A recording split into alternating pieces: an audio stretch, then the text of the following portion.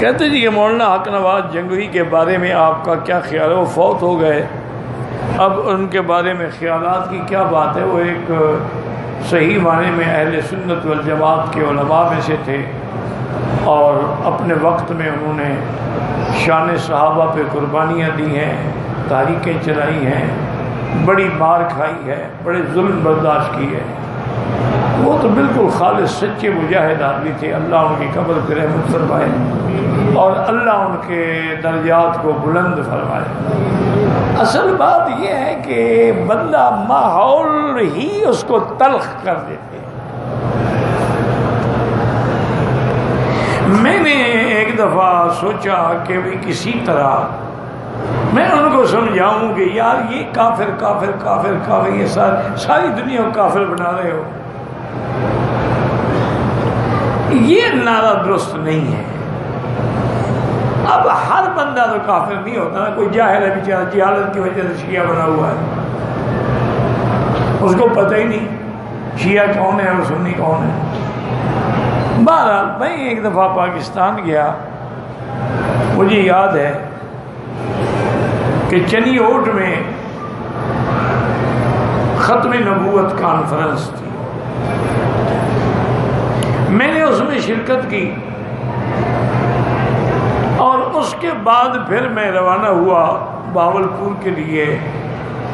तो गवर्नमेंट ने एहतराम के लिए, इस्तकबाल के लिए स्क्वाड दिया हुआ था कि आपके साथ रहे हिफाजत के लिए। तो मुझे एक चिट मिली मौलाना हक नवाज की कि आपके साथ पुलिस है और मैं आपको मिलना चाहता हूँ और मैं तो मुजरिम इश्तिहारी हूँ, मैं कैसे मिलूँ आपको? और ये बदबख्त तो मुझे जानते भी हैं, पहचानते भी हैं, पकड़ लेंगे। बहरहाल और वो करते ये थे कि जब एक ज़िले की हद ख़त्म होती थी ना, तो अगले ज़िले की पुलिस को इतला दे दी जाती थी, उनकी गाड़ी आ जाती थी। अभी हद ख़त्म नहीं हुई थी, मैंने उनको रोका, मैंने कहा यार मेहरबानी करो, मुझे कोई स्क्वाड नहीं चाहिए ना, मैं उन मौलवियों में हूँ जो इन चीज़ों को देख के खुश होते हूँ। मैं फ़कीर आदमी हूँ, तालिबुल इल्म हूँ। आप मेहरबानी करके एक तो आप भी वापस जाएं और आगे भी इतला ना करें कि वो मेरे लिए आए लेने के लिए। हम तो मजबूर क्या है? जब मैंने कह दिया मेरी जान छोड़ो, बहरहाल उन्होंने मान लिया और चले गए। आगे एक होटल था, जैसे सड़कों पे होटल होते हैं ट्रक ड्राइवरों के लिए, मैं वहाँ बैठा तो पढ़ना, वहाँ आके मुझे भेजा। तो मैंने उनने कहा मक्की साहब गुजारिश ये है कि मैंने अपनी आंखों से देखा है कि हमारे जंग में शिया ने कुत्तों का जुलूस निकाला और कुतिया के गल में सैयदा आयशा का नाम लेके पट्टा डाला हुआ था। उनका फिर मुझसे बर्दाश्त नहीं हुआ, मैं मजबूर हो गया। मुझे पता है मैं क्या करूं। जो चीज मैं आंखों से देख चुका हूं उसके बाद मैं क्या जिंदा रहूं? मैंने कहा चलो एक बात तो मानो, तुम शिया से भी लड़ते हो और हुकूमत से भी लड़ते हो, या तो हुकूमत से लड़ो या शिया से लड़ो, दोनों को दुश्मन बना लेते हो तो कामयाब कैसे हो सकते हो? कम से कम इंतजामिया और हुकूमत से तो न लड़ो। उन्होंने कहा ये बात आपकी मैं मानता हूँ।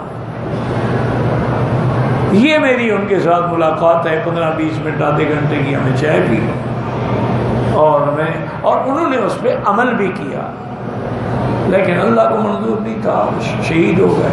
वरना अब वो आहिस्ता आहिस्ता अपनी जमात को, मैंने कहा कब तक तारीख, उसको मुनज़्ज़म करो। ये तो बिल्कुल एक ऐसा तुमने उनको इतना एडवांस कर दिया है कि अब वो किसी मौलवी से भी काबू नहीं आते। उसने कहा आपकी बात ठीक है, वो अमल कर रहे थे बेचारे, लेकिन अल्लाह के रास्ते में शहीद हो गए। और ये भी इत्तेफाक है कि उनकी शहादत के मौके पर मैं वही था।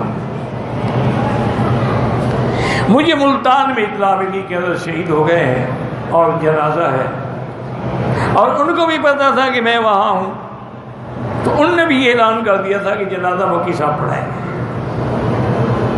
अब मसला ये था कि रास्ते में जनाब सारी चौकियाँ लगा दी गई, पुलिस बैठ गई, किसी बाहर वाले को गाड़ी उस तरफ जाने ही नहीं देते थे। ताकि वहाँ इतना बड़ा इज्तिमा न हो जाए।